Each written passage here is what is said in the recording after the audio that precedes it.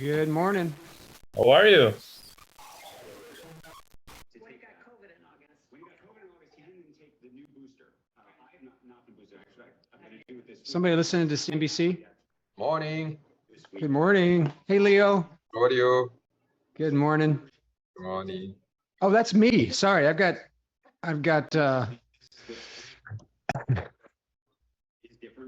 CNBC going. I was wondering who that was. It was me. It could be me. Morning. Good morning, George. How you doing, buddy? It's early here. It's what is it? 6:51? Yes. No, it's 5:51. Oh, Oh, early. There's a bite of fall in the air. It's very nice here in Phoenix today. 80 degrees forecast. wow, that's nice. That is very nice. It's Very late. Hey, James. 51. Stock, crypto, and options trading has large potential rewards, but also large potential risk. You must be aware of the risks and be willing to accept them in order to invest in the stock, crypto, and options market. Do not trade with money you cannot afford to lose. This is neither an offer to buy, sell, or recommend a particular stock, crypto, or option. Let's get into the markets a little bit. First off, you need to know that, and you know this because I've been saying it, the Fed meets November 1st and 2nd. That's Tuesday and Wednesday. First 2 days of November, which is coming up in 2 or 3 weeks or so, 2.5 weeks, whatever it is. And the Fed will raise rates on November the 2nd at 2 p.m. The question, of course, is to what degree will they raise them? Most likely it'll be 75 basis points, which is 0.75%. So interest rates are a big deal, as we've been talking about. Interest rates are the cost of money, essentially, and for the Fed to cool off an economy, what they do is they lift rates. It's like putting a foot on a gas on the brake on the economy to cool it off, to slow things down, to make things more expensive, so people slow things down. The cost of money gets more expensive, so credit card interest rates get higher, corporate loans get higher, and that slows everything down. So the fear that we have is that what seems quite likely is that the Fed will overcorrect in order to cool down this extraordinarily hot inflationary environment, 40-year highs in inflation, and will overdo it and turn us into a recession, which is like joblessness and things like that. So that's what people are expecting. Let's take a look at the markets. And let's talk a little bit before I go into the actual charts and stuff. Here's our portfolio. We've been ringing the bell on our portfolio. We'll talk about all of that in a minute. Here's CNBC. Futures are up 1%. What a volatile 3 days we're about to have, the third day, with huge swings in volatility. Bank of America tops estimates on better than expected bond trading, higher interest rates. They're benefiting from higher interest rates, mainly in their loan department. That's where they've had a big spike in revenues, is in their loan. Banks make money by lending money. You know, they borrow it at a lower rate, and they lend it back out at a higher rate. They make a margin. So as interest rates rise, banks will benefit, and Bank of America just this morning has better than expected bond trading. Let's take a look at Bank of America just real quick here to see what it's doing pre-market. So Bank of America closed Friday at 31.70. Currently, it's trading right around 33. So not a super duper spike in the stock. It'll probably be open up right about here or so when it does open in just a few minutes here. 27 minutes. So we'll look more at that in a minute. Let's see what else. There's really not a whole lot of interesting stuff on the news this morning. I go to Bloomberg here. I was digging in here because there's a little bit more detail here. Bank of America loan revenue estimates tops. Bank of America tops loan revenue estimates with interest rates increasing. We knew that was going to happen. Banks, XLF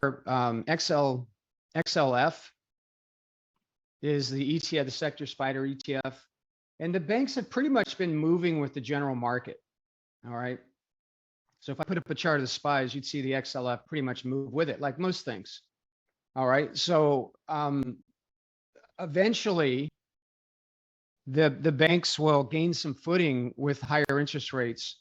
And even if the market does continue to drop, there is a strong likelihood that banks will get stronger and start rising.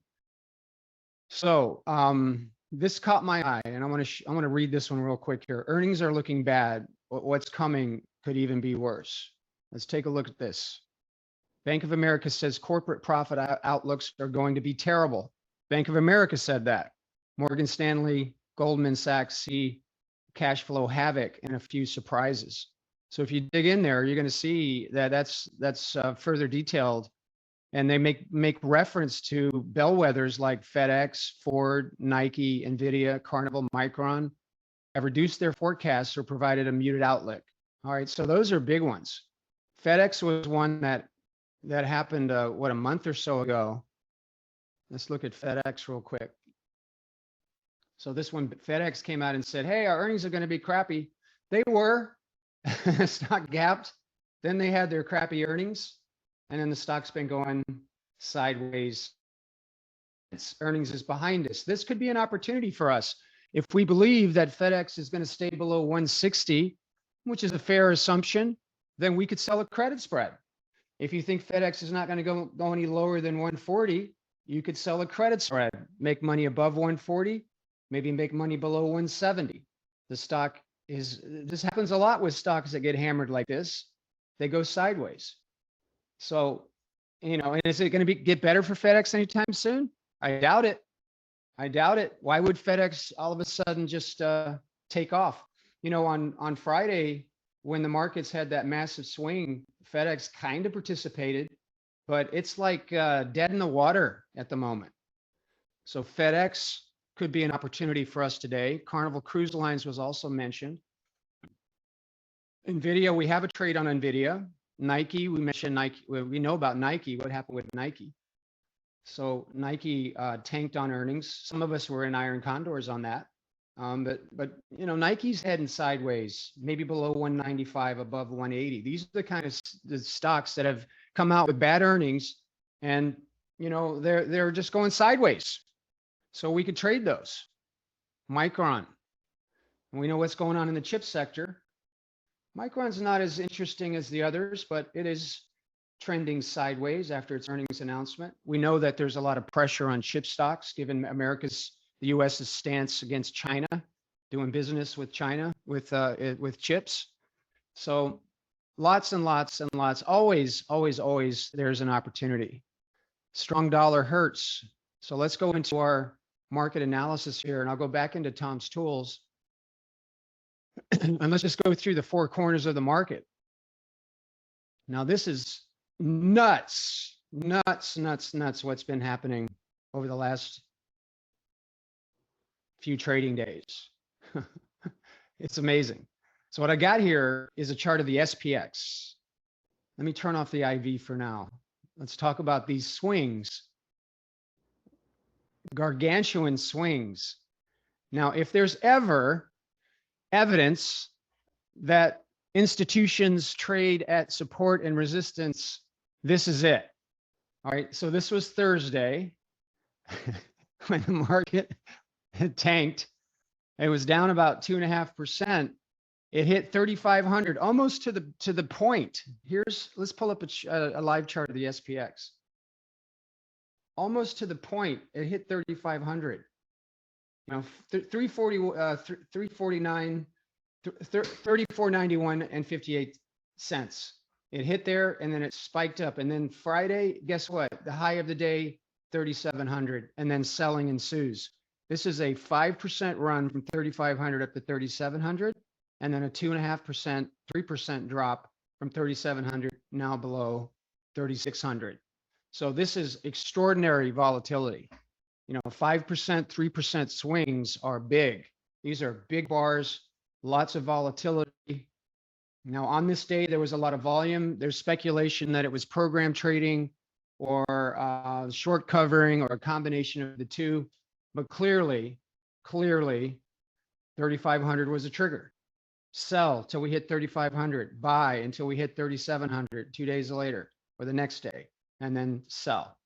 So that's volatility. And when we're picking direction, like essentially what we're doing, we're kind of picking non-direction with credit spreads, but this is something to be very, very cognizant of and be careful, because these swings can happen. Even with bad news, the market did drop and then it spiked. So I don't know, 3,500, is that going to be support from here? I don't know. It could. Let's take a look at a monthly chart and let's see. So I like 3,400 here as the next support level. And that's because that was the all-time high prior to COVID right here. This is COVID.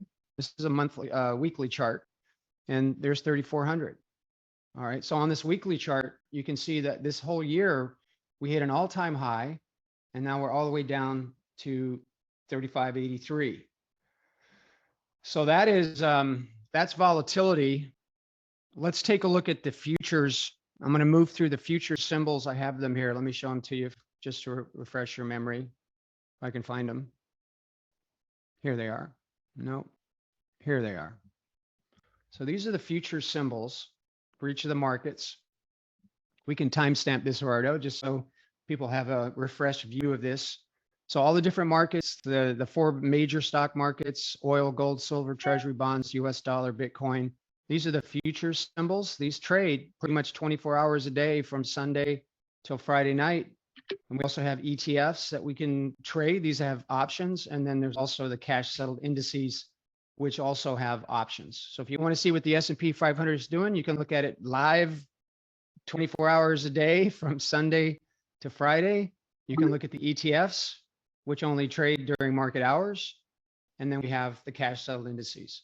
So let's go through some of these here and just get a feel for what the futures are doing today. They're up a little bit. Let's go through the S&P 500, go back to a weekly, or excuse me, a daily chart.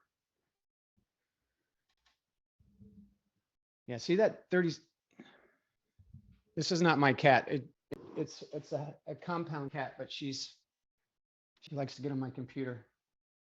Okay, so 3,600, look at that, 3,600. We didn't even, on Friday, we didn't even close beneath 3,600. Thursday, Friday, below 36, touched 36, closed at 3,600 today. We're up a bit. So I'd see channeling between 3,700 and 3,600 for now until it doesn't. So I don't know. I don't know where we're going. I think down makes more sense. Bank of America saying things are going to get terrible in the earnings front.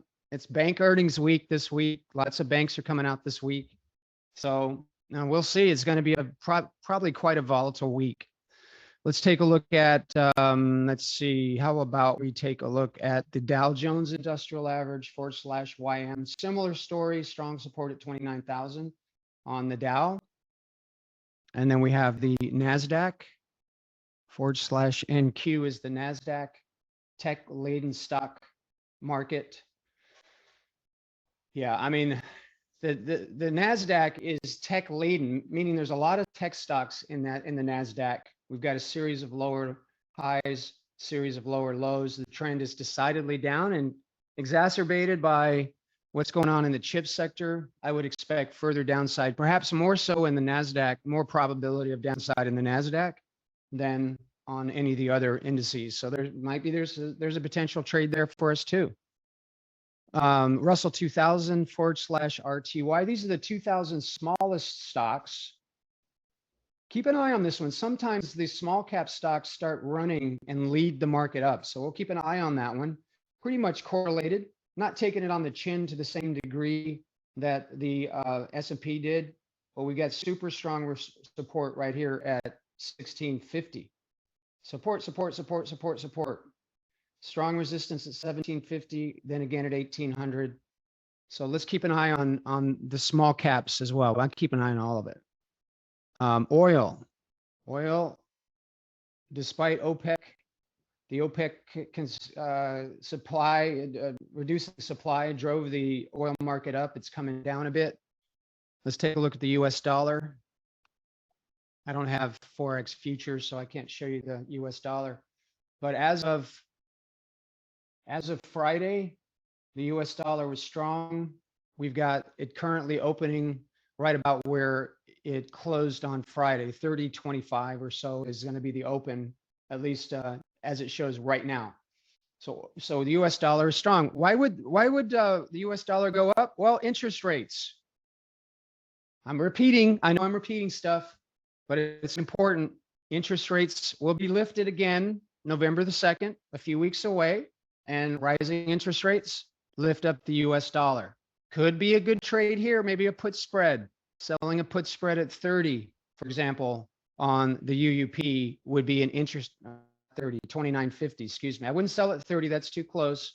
29.50, yeah, I would consider 29.50 for a put credit spread. What else? Look at gold. Oh, hold on a minute. We'll look at this later, but when the market's open, the UUP is slightly down, pretty flat. And the gold futures,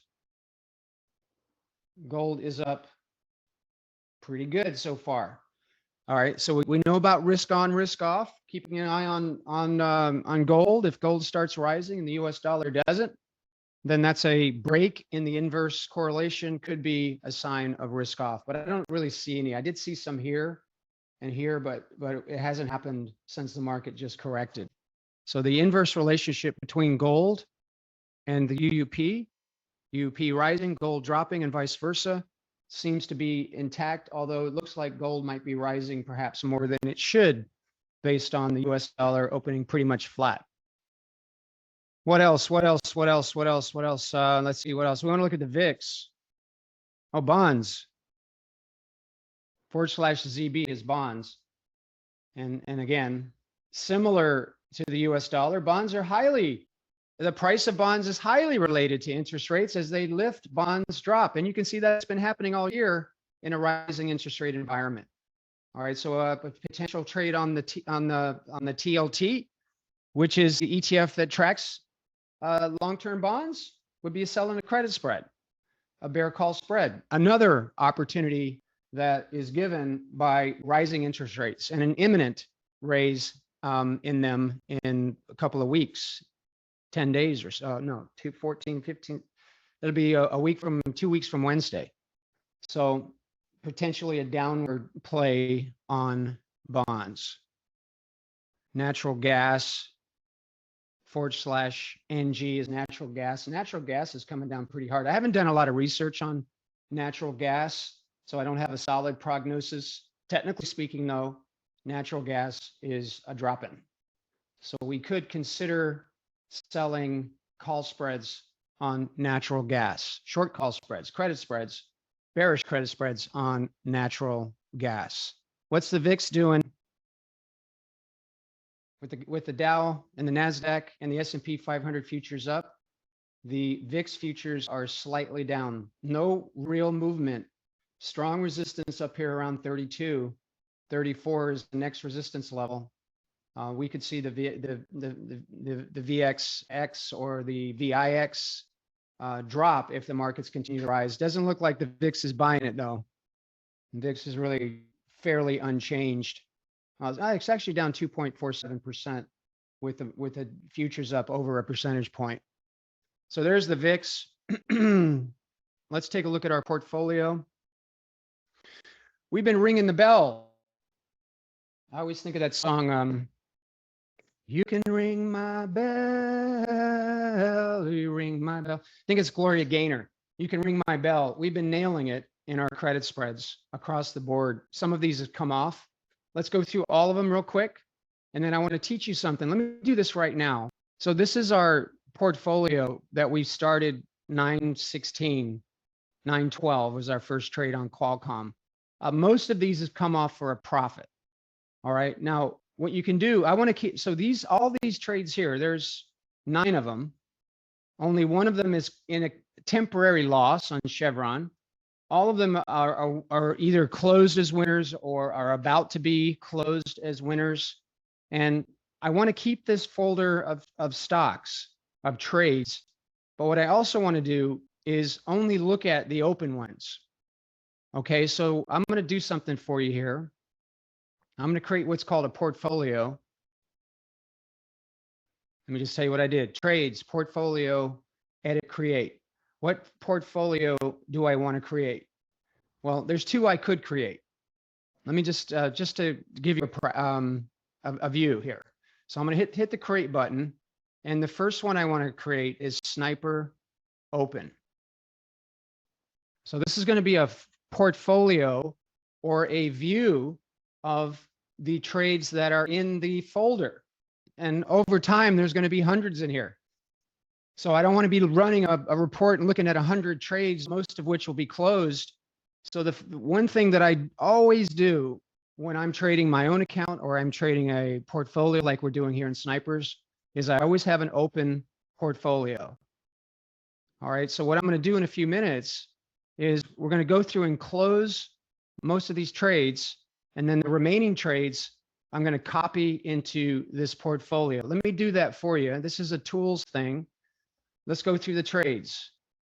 The first one is on Ford, and we placed this one on Monday a week ago, and this thing expired worthless.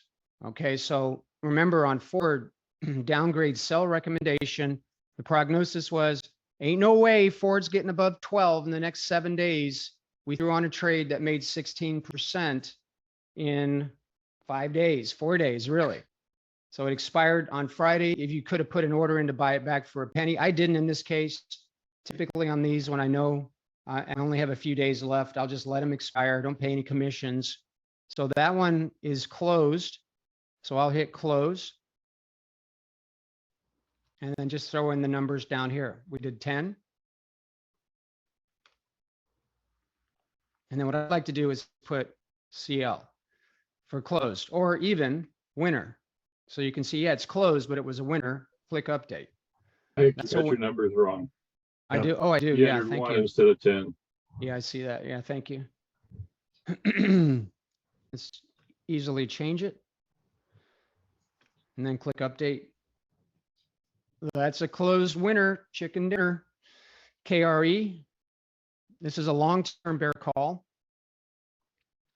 And this one actually closed on Friday with our GTC order. This is why you got to have them.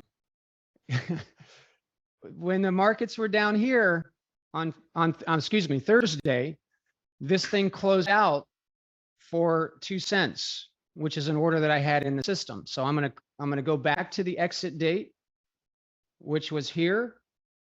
That date is 10/13. I go back to 10/13, hit go, and then I close it, put in the contracts that are above 3, and we bought it for 2 cents. And don't worry about putting in the actual sell price of the 72 call. The net result of the closing transaction was to buy this back for 2 cents. That is a winner. Update. That one's done. Let's go to Texas Instruments. You got to use GTCs, everybody. You must. Texas Instruments also closed on the lows here on Thursday, and then even on Friday. You can see we sold for $1.30, and the options are on Friday are worth what's that? 14 cents. So this day here during this dip, we closed out of this one, and again that was for 13 cents, 10% of your original credit. Original credit was $1.30. 10% of $1.30 is 13 cents. Just move the decimal place over 1 point to the left. And that was a close on Texas Instruments on the 13th. So I'm going to go to 10/13. You know, I teach these tools, you know, there's discipline, but I actually use them just like this.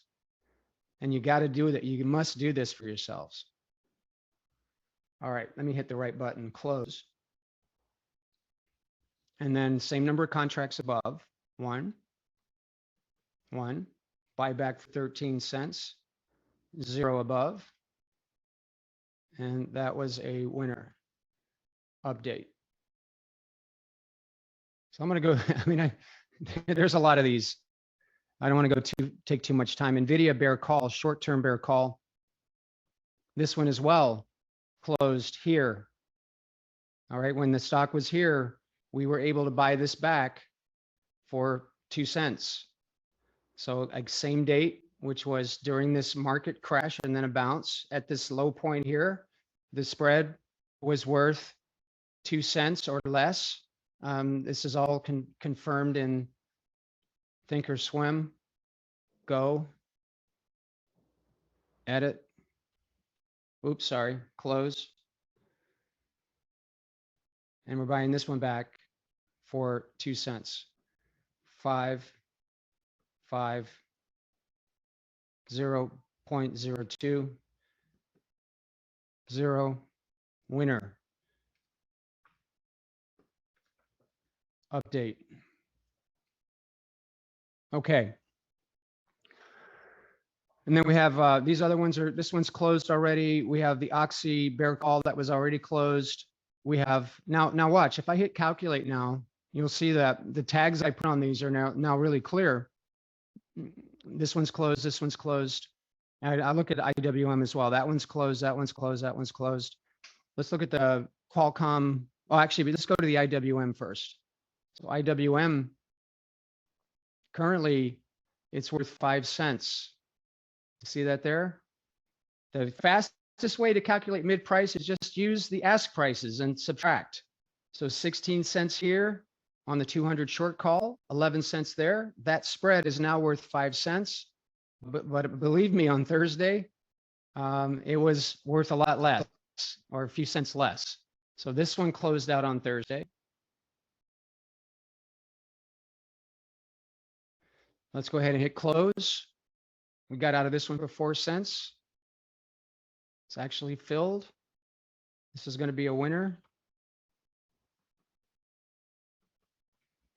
Got out for 4 cents. I know this is boring, so I'm going to stop here. Update. Go back to portfolio, click calculate. I got to check one more though. We might as well finish, right? Qualcomm, long-term bear call spread. Same thing. Yeah, it's worthless now. I mean, it's only worth, well, it's worth 9 cents right now, but we wanted to get out at 13 cents or 2 cents. And that occurred during this drop here. So we sold for $1.34. We're going to close it. I'm sorry. We're going to close it for 13 cents on Thursday. 10/13 was the exit date. And then this is a winner as well. Oh, it's so boring. Winner, winner, winner. 13 cents, 0, update. Now, when I run the portfolio, first off, let's just celebrate just for a little bit that we have 89% winners. And this one will ultimately be a winner. It's just temporarily a loser. But I still have some open trades in here. And the only open trade, this iron condor was closed as well. That was a profit as well. So the only open trade that we currently have then is CVX. Everything else is closed as a winner. All right, now I'm going to go back to trades, portfolio, edit, create. And then I select the portfolio I just created, which is Sniper Open. And then I find the only open trade. So here's all the trades in Snipers. Here they are. These are all the ones we've done. And the only open one is this one. And then I'll add this trade. The only open trade is in this folder. And we're going to add this only open trade into this portfolio. I click add. And now when I run my report, I don't have to look through all those winners. I can just say, you know, here I could look at all the trades. All right. If I click Sniper Open, I'm looking at just the open single open trade, calculate. And that's the deal. Let's look at this one. Chevron. Oil has stopped rising. It got a little hot here, you know, right around 165, but 165 is resistance, and we sold at 170. We knew that. We sold right up here at resistance. This resistance level has held at least so far, and we're going to keep an eye on this. Now, the rules, the simple rules are this. If the Chevron closes above this break even, which is 171.18, then we're going to close it out. We might lose $300. That's one way to do it. The other is to adjust this. So we could, if the stock reaches this break even, contract this upper spread, drop the 180 to 175, squeeze out the risk, and then come underneath and sell a put spread underneath and really go to work reducing the risk, which is our job. If you're in a hedge fund, you know, a good time to think about putting on a bullish broken wing butterfly up here, where the butterfly will reduce the risk up here. So, well, if that happens, I'll demonstrate all of that as we go along. I'll keep an eye on that one. And if it needs adjusting, I'll give you some ideas if we get there. But, you know, detach, react. The rules are simple. If the stock closes above 171.18, you get out. If you can buy it back for 12 cents, you get out. Period. Done. Move on. Detach. Follow the rules. That is the baseline of what we do. Rules. Detach. React. Take your losses. Don't say anything about it. Don't entertain any thoughts about how crappy of a trader you are. The system doesn't work. Follow the rules. And if you've done, I think most of you have done a back test on these. And what you'll find is these long-term credits in a normal market, and we're not in one. I don't like these too much in this environment because of the extreme volatility that we have. But you know, in a traditional organized market, you'll win about 80% of the time, maybe higher, and your average profit per trade percentage will be about 11%, 10 or 11%, if you simply follow those rules. All right, so that's the baseline. And then as you get more advanced, you can start playing around with risk. So we'll do that if the stock continues up from here. All right, with that, I'm going to pause to see if I got any questions or comments. We're going to look at some live stuff here. Andrew says countries are competing to get people to buy their bonds for the interest paid to the detriment of the entire. Don't see no notice that oil prices control inflation. Okay. ACK. Andrew, are you annoyed? You're not very detached if you're annoyed. You didn't get filled on the KRE. Okay. Maybe I missed that one. Let me take a look here. I think the market was just so crazy that market makers didn't, or brokerages didn't fill. All right, let's put it back on the list. So we'll go to portfolio create edit, and then I'm going to find the KRE trade and put it in my open. So let me add it to sniper open, and then I'll rerun the report. And now you'll see that there's KRE. Let me go ahead and take this off here. This is not closed. So now we want to look at this one and see what's up. Oh, I got to delete the legs first. That would help. Edit. Find the checkboxes. Click, update. Portfolio. Calculate. Let's look at this, the position, and see what we need to do with this, if anything. Yeah, I'm not worried. I'm not worried. I mean, there during the bottom, we were probably a cent away from closing that down for what, 7 cents is the, oh, I'm sorry, 3 cents is what we need to get out of it. I thought I got filled in Thinkorswim though.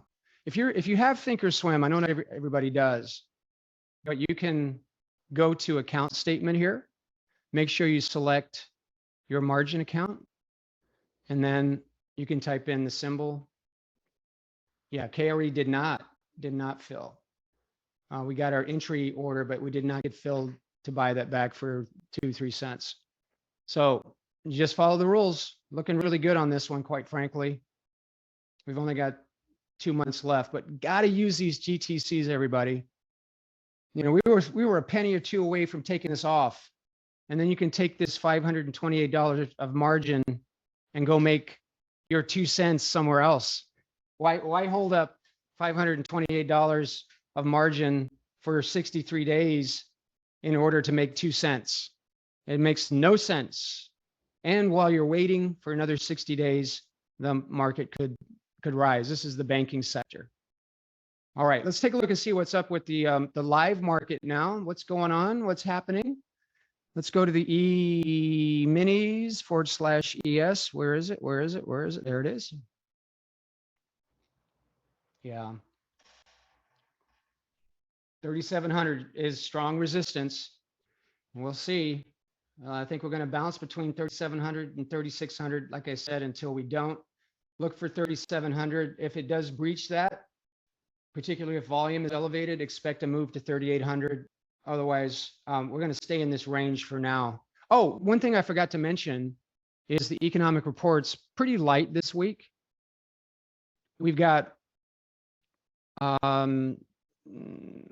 industrial production index coming out tomorrow, building permits, housing starts. So Wednesday, keep an eye on the XLRE or the real estate market, housing, residential. Keep an eye there. That's Wednesday. And then jobless claims Thursday. And that's pretty much it. Existing home sales again on Friday as well. So we could see some market movement with what's going on it's a fairly light week. There's no CPI or PPI coming out, but we could see some movement starting Wednesday or even tomorrow, the home builders index. So an eye on residential and regular real estate, just the whole real estate market, XLRE. Yeah. Bear call spreads, man. So that's what I wanted to cover there. Let's take a look at the VIX, the actual VIX, VIX. What's the VIX doing? It's coming down a little bit. Strong resistance at 34. Gold is up. What's the UUP doing? UUP down. Okay, so that gold to UUP inverse relationship holds. Gold is up, UUP down. Okay, so no risk off happening there. Let's look at bonds.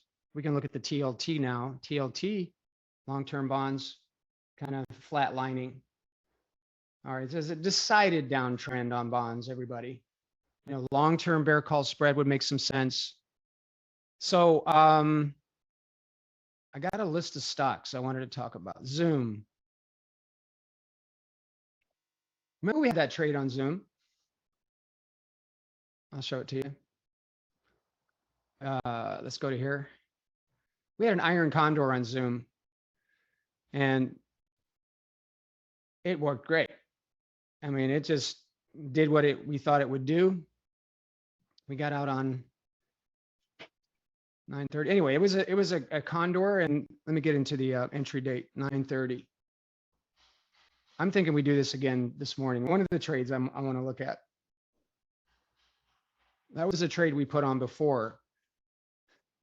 And this was a iron condor where we sold the call spread up here at 80 and then sold the put spread, the 65 put spread down here, creating this really nice wide profit zone. All right. So let's just go into the scanners. I like, sector bearishness for the last month is everywhere. Real estate, super bearish. Even utilities over the last month. Consumer discretionary makes sense. Interest rates are rising. 5-day view. Look at consumer discretionary. 1-day view. That was a 1-day views with what happened on Friday and Thursday is not too useful, I don't think. Tech is bearish. Consumer discretionary. So consumer discretionary pretty much across the board has been really bearish. So there's something to consider there. as well. Let's look at XLY. Yeah. Okay. Now, all that's true. We got a general feel for sectors. Let's just go searching, single strategy, call credits. I'm going to do a short-term one. Short-term bearish credit spread on the penny plus weekly. Listen, if you're going to do short-term credits, you got to use this list because this gives you weekly options and optionable instruments that have tight slippage. So if short-term, we want to be maybe selling an option that expires on Friday. So if they don't have weekly options, chances are, although this Friday is expiration Friday, you're gonna get a lot more trades if you use weekly, penny plus weekly. So be sure to use, that's the default list for that reason. Click search. Let's see what we can do to snipe some stuff. Look what's on the top of the list. Zoom offering an 82% statistical probability of profit of making 42% over the next 14 days. What? Yeah. Let's look at the IV on this one. IV's kind of low, but still pretty high at 60. That's a high IV. So options are fairly expensive on this. The stock's not really doing anything. Sideways. It worked before. Why not again? I'll check news on Zoom to see if there's anything up. Is it okay to go after a trade that's flatlining and make money on it? Yeah, absolutely. So looking at this chart here, strong resistance at 80. 80 support, 80 resistance. We're not anywhere near 80 really. And then we could even sell at 70 down here or even 65. So the last trade we did was an 80, 65. Maybe we'll do that again. Let's just start playing with Zoom here. So I'm going to grab the trade that it gave us. Let me get rid of all these here. Help me keep track of what I'm talking about here. That's a little close for me. On the 76 call, I don't really care about making 42% in 14 days. I'd rather make maybe 20% on a single credit spread in 14 days because I would rather have more probability than 82%. So right out of the chute, you know what I'd really like to sell is at 85. Let's see what we can get for that. I'm going to duplicate this original trade, edit it, and let's just see what we can get at 85. I like to put 2 points in between so we can contract risk out if we need to. Risk graph. Okay, that's not giving us that much. It's only giving us 5% in 14 days. But maybe that's okay if we sell a credit spread underneath as well. So I'll take this one, duplicate it, edit it, and I'm going to add a put spread underneath. Where? Well, where you think the stock won't go? 70?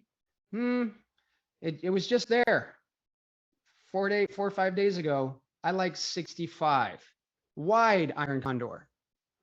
I don't know if it's going to be enough money, but we're going to look. 65, 63, same expiration, October 21.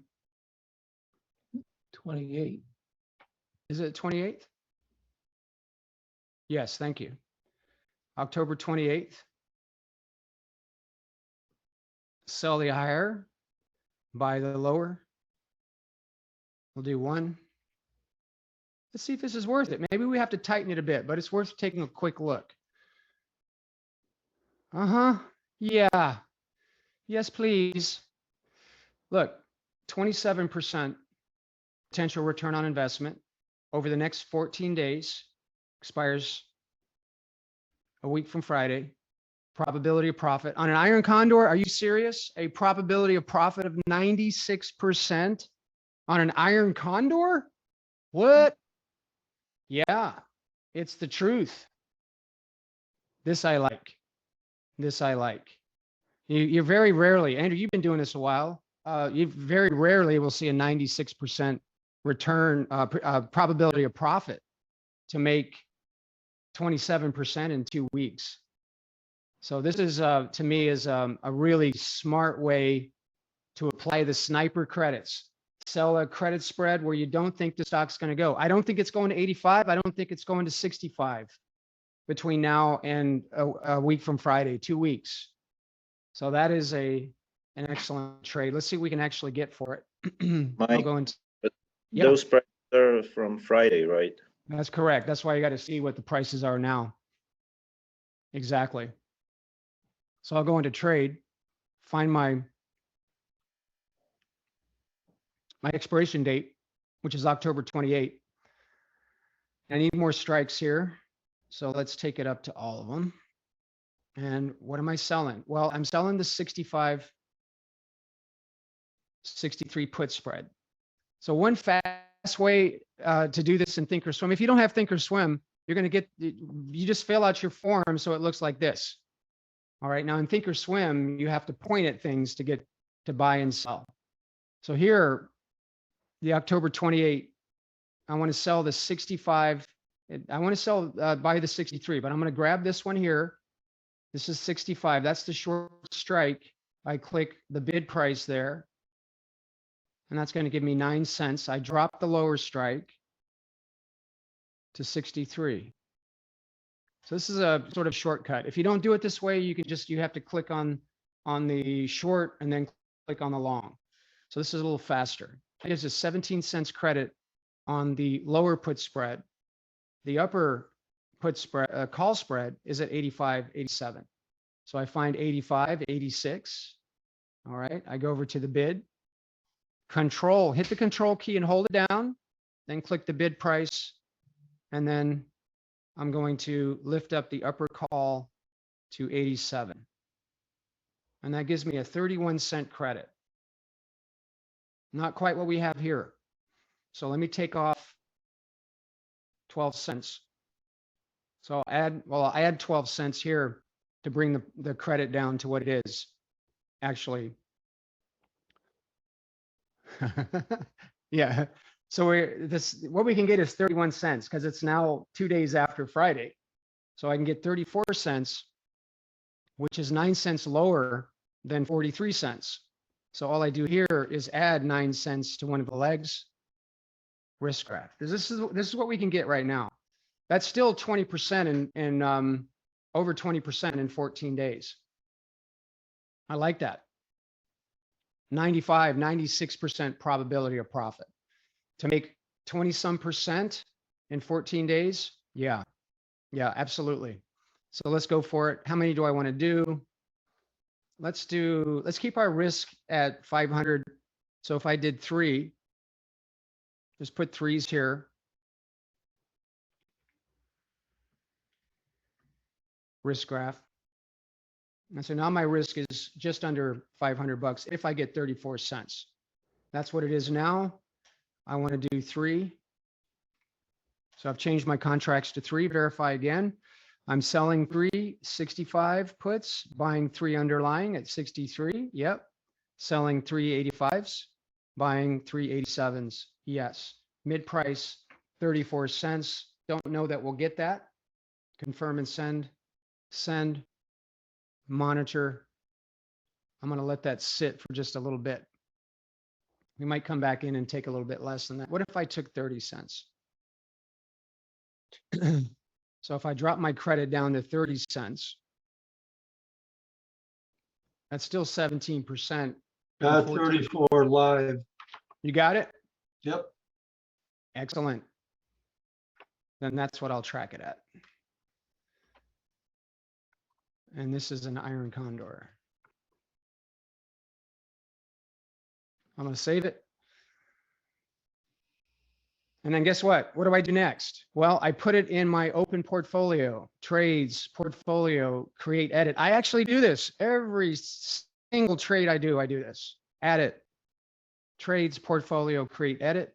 Select the open portfolio, find your trade, add it, And now that's in my open trades. Now what I'll also do is copy this into our amazing, thanks to Gerardo, our amazing mastermind community forum. So we're in snipers. Boop. I'm going to add a trade here. New topic. I'm going to give it a tag. I'll remember to do this tag this time. SN. Trade ideas. And this is a Zoom. October 28. Iron Condor. With probability of profit 95%. Woo! All right, let me copy that and give you the images, and then I'll also copy the link. So when you're doing trades, this is, you know, you're all very welcome to post your own trades.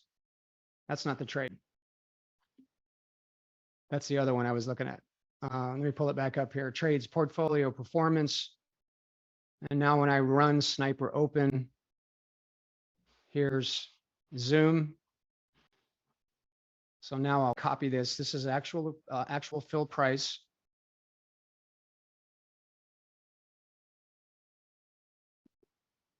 Back into, so I've just pasted the image or copied it. Now I paste it. And I'll give you the risk graph as well. Quite a delicious risk graph.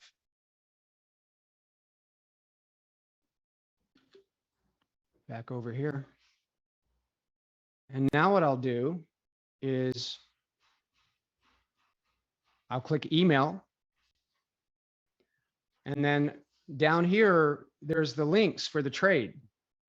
And I just go through the stock symbols. I find Zoom. There it is, the October 28. This is it, the bottom one.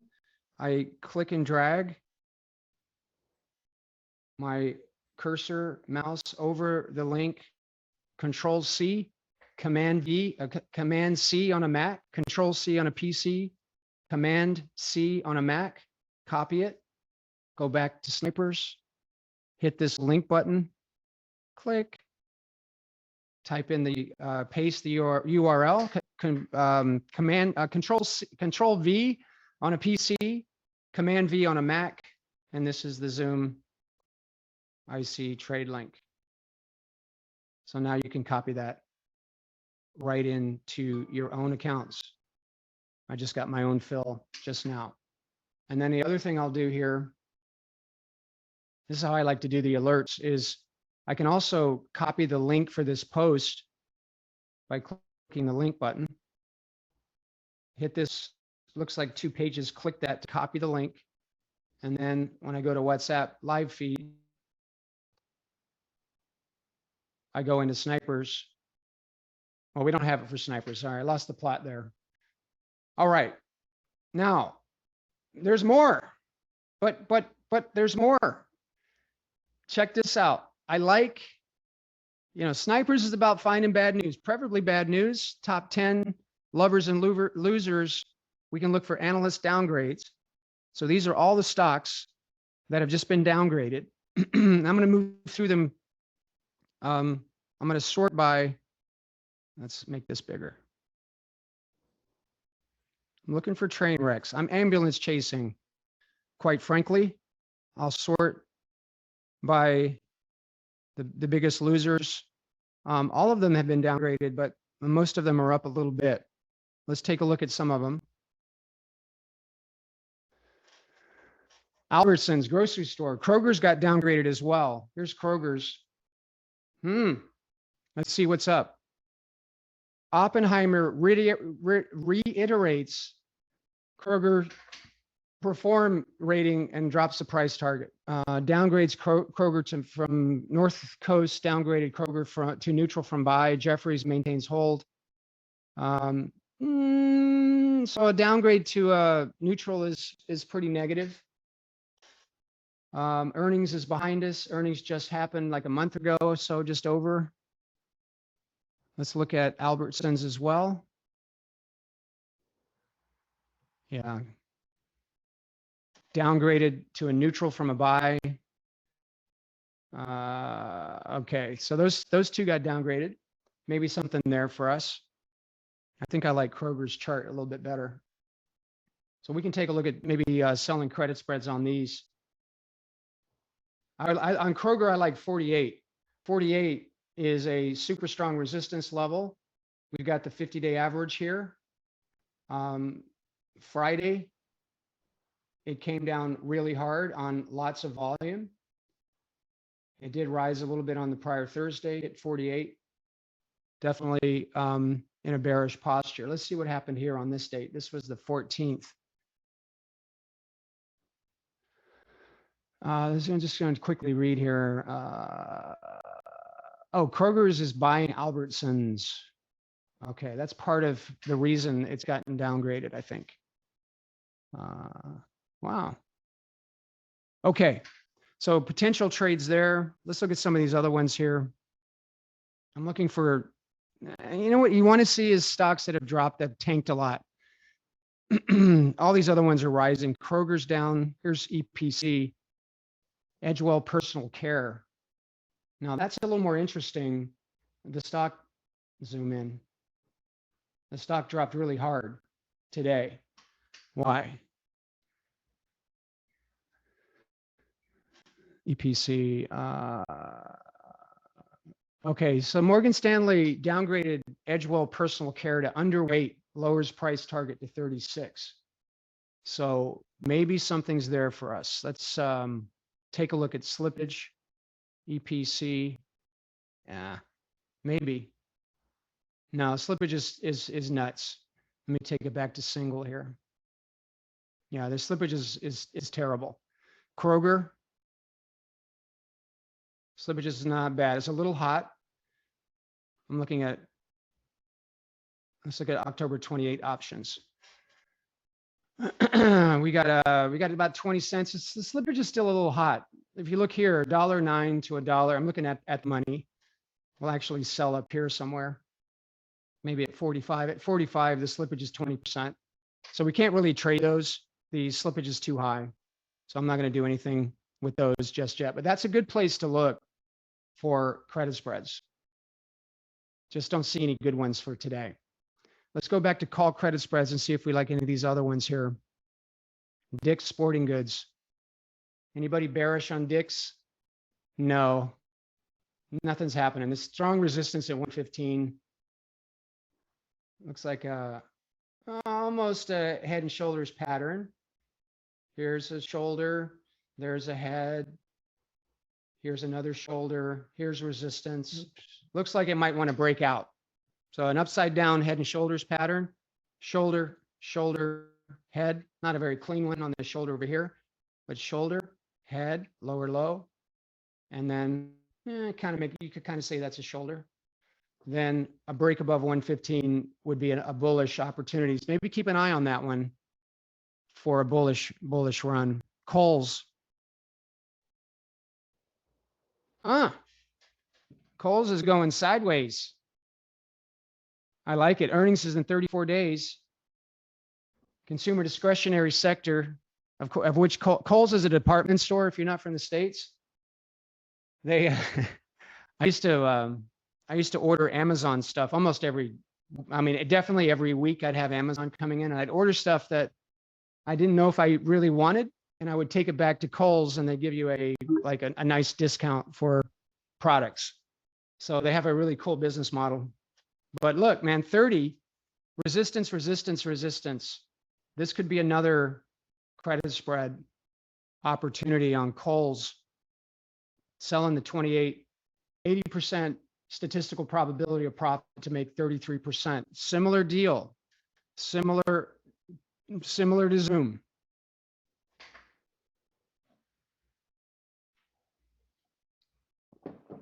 No, I don't want to sell at 28. I want to sell at resistance. You want to sell at resistance for the bear side, the call side, sell at support on the other. So let's see what we can get at 30. I don't know if we're going to get much, but we can find out. Edit the trade. Lift it up. My line in the sand is 30. Try 32 on the top.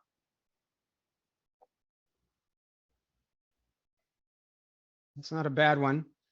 Only 4% in 7 days. Maybe we'll do a 7-day trade here. Probability of profit is 98%. What? But I don't want to make, I'm not going to put myself in a position to lose $191 to make 4%. So what about selling underneath? Selling a put underneath. Selling a put spread underneath. Let's go back to Kohls.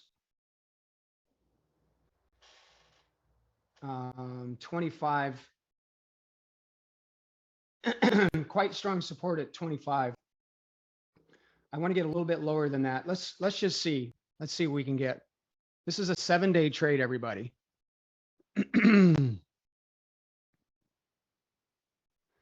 Edit the trade. We're going to try selling at 25. I might drop it.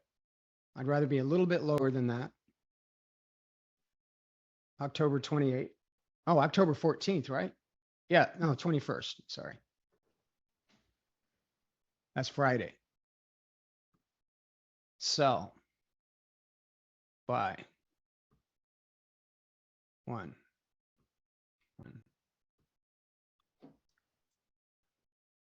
Anybody interested in 17% between now and Friday? I am. But probability of profit on this one is 94%. Yeah, I like it. I'm a little bit suspect on 25 here. I think that'll probably hold, especially with Kohls up a little bit today. Let's check the news quickly. See if there's any, last news was 10/16, which was what, yesterday, right? Don't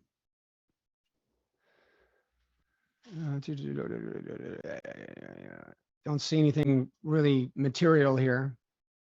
They're changing their board up, but the stock's not doing anything as a result. It's up today, 25. Let's drop it to maybe 23 and see what we can get down there. Well, there's not much credit. See that? The 23 put is only going to give me 8 cents or so. So I'm not going to get a lot. Let's just drop it 1. Here's why I like this, because 25 is strong support. 24 is beneath strong support. Okay, this one gives us 10% over the next 5 days at a 97% statistical probability of profit. Now, you might be asking yourself, which is the best trade?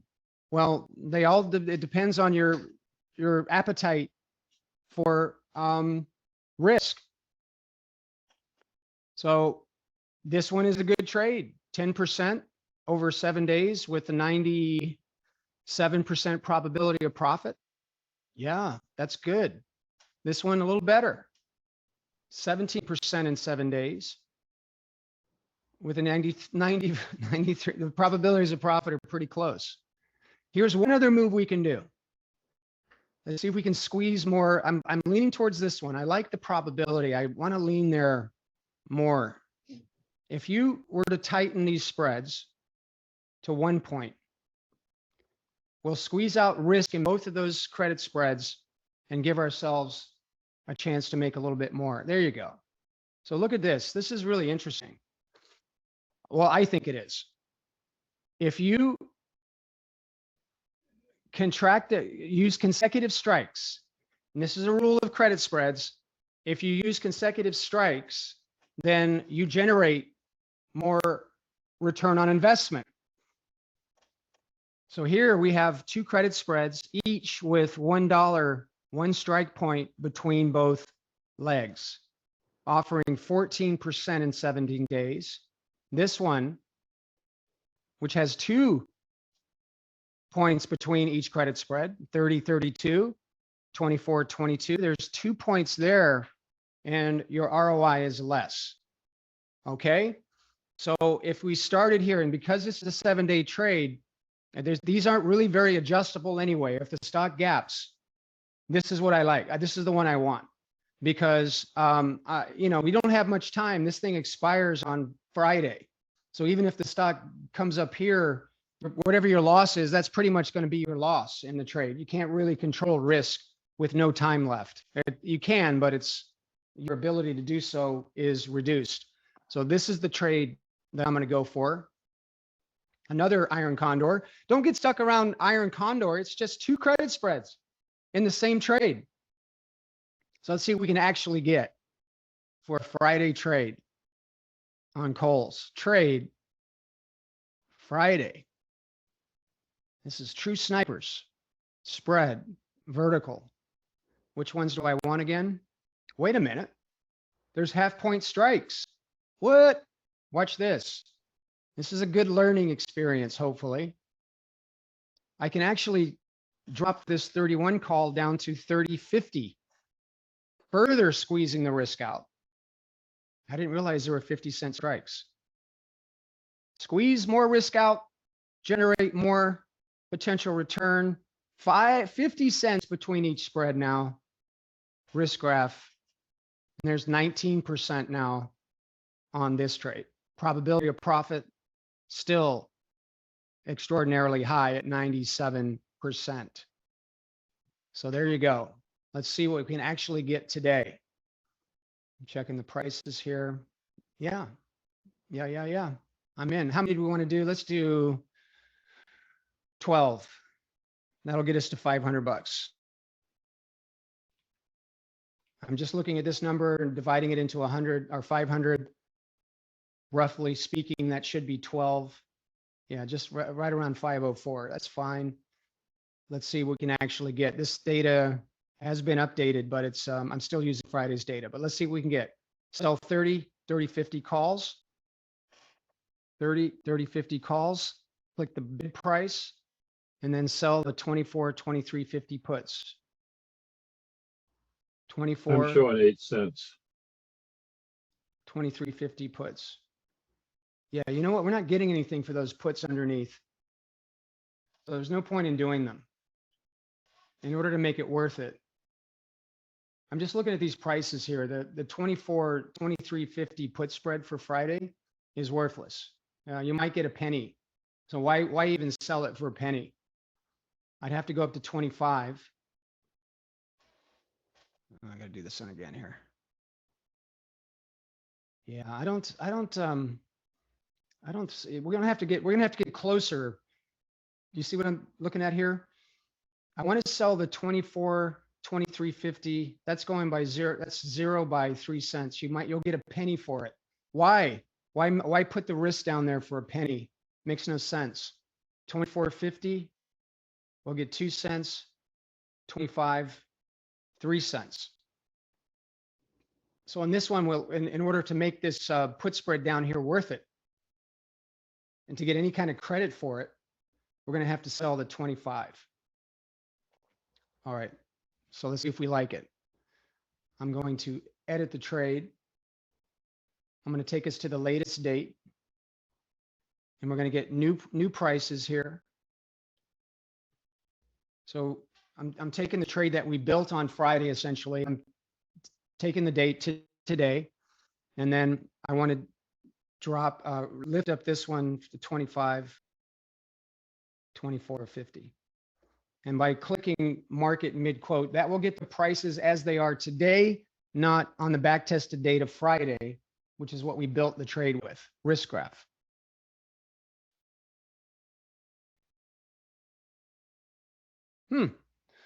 That is giving us 31%, 12 cents credit. Let's see if we can actually get 12 cents credit here. So there's the 25, 24.50 right there. And then I want to sell the 30, 50, 11 cents. Oh, all right. Let's try 11 here.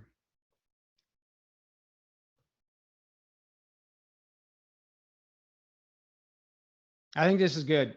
I would prefer to sell a little bit lower, but 25 is still strong support. Good chance of it bouncing if it does drop from here. Kohls is up today a little bit. Strong resistance up here at 30.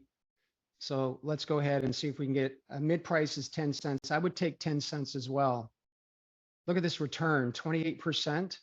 What? 12. Let's just see if 10 cents is worth it. 25% in 4 days as long as the stock stays below 30 resistance and above 25 support with a probability of profit of 99.6%. Say it ain't so. How is that possible? It is possible. It's options. So let's go for it. Now it's at, I'm going to try for 11. I need to do 12 contracts. Let me start over. We're going to sell 12 of these iron condors. I'm going to ask for 11 cents. This is going to be good for the day only. Now it's at 10. I'm going to drop it to 10 cents. I think we'll get 10 cents on this. Confirm and send. Send. Monitor. And let's let that sit just for a little bit. I have it at 10. Okay, let me post this. Checking the prices here. 9, we're a penny away. I mean, we could take 9 cents if we just want to get in. I'll just increase the buy leg by a penny. Even at 9 cents, you're still making 22% by Friday. Let's take 9 and see it's dropping. That can happen. If anybody gets filled at a price, let me know. All right, I'm going to let that sit at 9 cents for now. All right, so this is not filled, but I want to definitely create a sniper post. Snipers, new topic. And this is the KSS Kohls. Short-term iron condor. Friday expiration.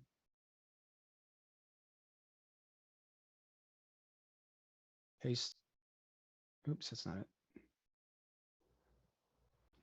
All right, let me grab the image real quick here.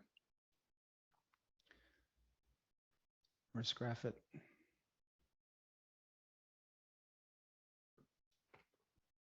All right, so while I'm doing this, does anybody have questions? I'm just going to do some administration work by posting this trade as an option, as a potential trade. You want to look at any 24-hour iron condors on the banks? No, we could. Not everybody has the iron condor. We'll check it.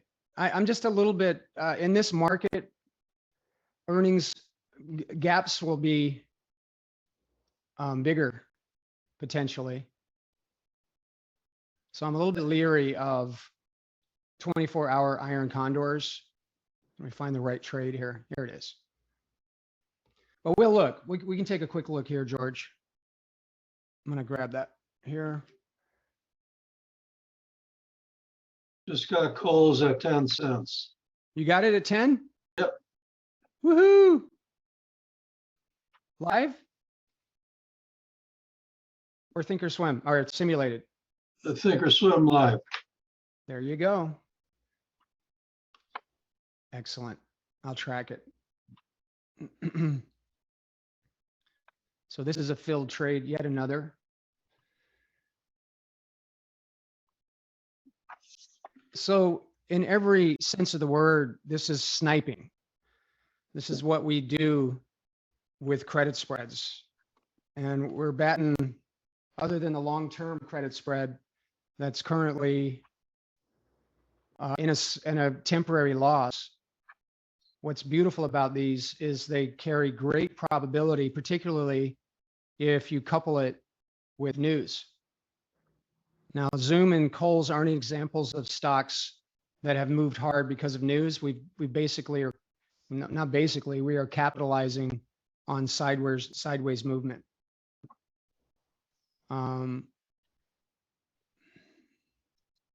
me find the right, I got so many tabs open here. That's the one, right? Yeah.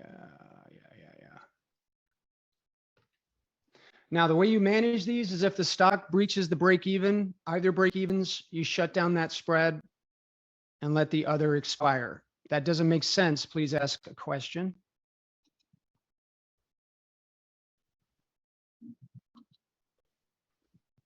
All right, let me go ahead and give you the link as well.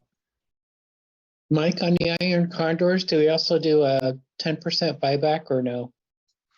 On the trades that expired on the Friday of the week we're in, I typically don't. No. You can though. The problem that we have is that we didn't get a lot of credit for either. So typically not. Just I gotta save this real quick here. And then I'm gonna now give you, I'm gonna put it right back. This is a habit you want to get into. Let's put that in our open portfolio, trades portfolio, edit, create. Sniper open. There's my Kohls iron condor. Let's add it. And now when I run my portfolio report, trades portfolio, create, edit. Today, Sniper open. Go find the Kohls. And then I'll click email. Come down and find the Kohls trade, which is right here. Highlight the link. Control C. And then hit the link button here. Control V to copy the link, give it a name.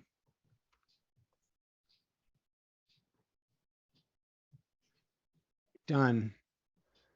All right, 2 trades on the board. Let me go ahead and post this real quick and create topic. Okay, let's do a quick scan. It is earnings season. Here's why I'm not super excited about 24-hour iron condors. We know it's bank season this week, is because of all this volatility. And let's see what Bank of America did today.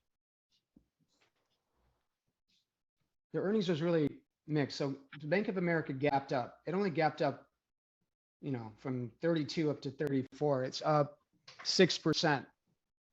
Now, are the other banks going to do the same thing? Probably in the same ballpark, I would imagine, especially the big banks. So what I'm worried about in this market, around earnings especially, is that given the pressure on earnings, bigger gaps are more likely. And so for me, it's risky when a market is doing this.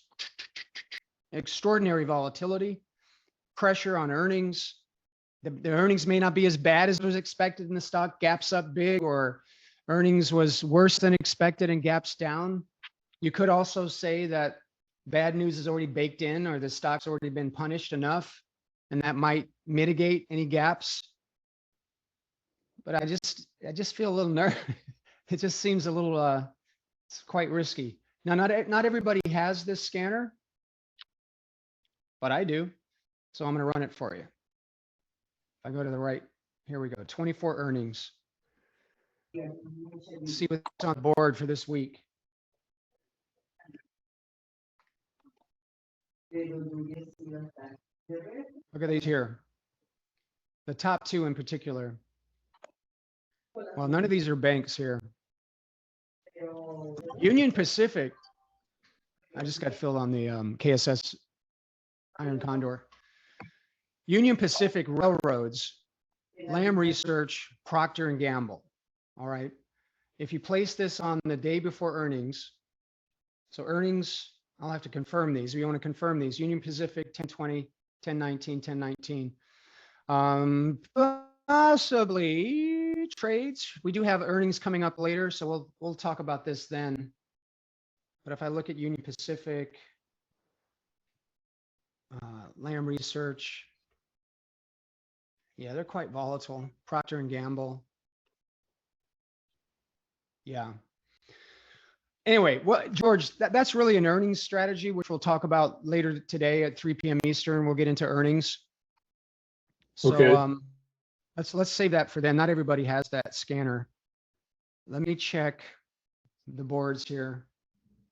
The banks were on the list over the weekend. They disappeared this morning. Yeah, they might come Goldman back. Sachs was there. I suspect it was because of their announcement. Or it's slippage. The reason it's not there today is slippage. So if you keep searching, you'll find them. They'll come back, provided slippage tightens up, which it likely will. There's probably some slippage based on Bank of America. All right, let's see. I think that's it. Andrew, do you have anything you wanted to share? I see you've been typing. I was not as willing to go to 25 as you were, so I went 24.50 down to 23.50. Yeah. I ended up doing a thing where the calls I did 10 credit spreads and 5 on the puts. And Okay. still looking at 16% return. Ah, I like it.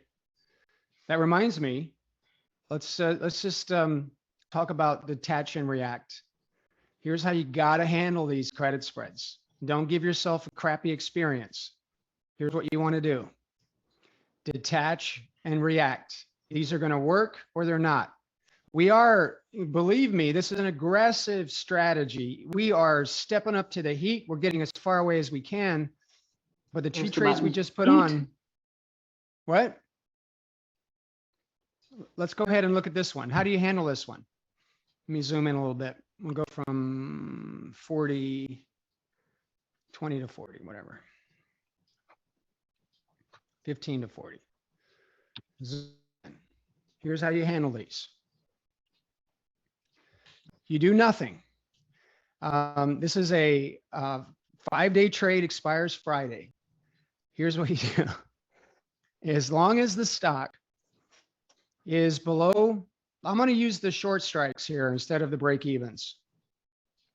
If the stock closes greater than 30, shut down the bear call spread above, let the other expire. If the stock closes less than 25, and I say close, maybe it's at 24 during the day, you wait until it closes above 25. And now you're going to ask, well, how do I figure that out on the day? Well, if 15 minutes to go and the stock's sitting at $24.50 and it's not going to close above 25, then close it down before the end of the day. So you're going to be looking at these day by day. You got to watch these, by the way. Anything can happen. And if the stock looks destined to close above 30 or below 25, shut down that particular spread. Now, if you look at the risk graph and you do that, then you're going to really mitigate your risk in the trade to what, $200 on one side, which is what, a 20%, 40% loss, 200, yeah. So you could lose that. And that's the thing about these. You will eventually lose on some of these. But when you look at our open portfolio or closed portfolio, Sniper Live, you know, we're killing it, you know, but eventually you get stung. It's part of the game. So, you know, I know I'm going to see emails that say, or alerts that say, hey, oh my God, Kohls is at $30.50. What do I do? Here's what you do. Again, wait until the stock closes above the break evens and let go. Let go of whatever that loss is. Detach from the money. Manage the system. Let the rules rule the day. And if you do that, your psychological experience will be much better. And if you look at Kohls, not much chance it's going to close above 30. It could. Not much chance it's going to close below 25. It did here, 24.61. 25 is super strong support, and Kohls is up today. Now, for us to get into trouble on the upside, Kohls is going to have to bust through the 50-day average, 27.50 here, 28.50, which is here.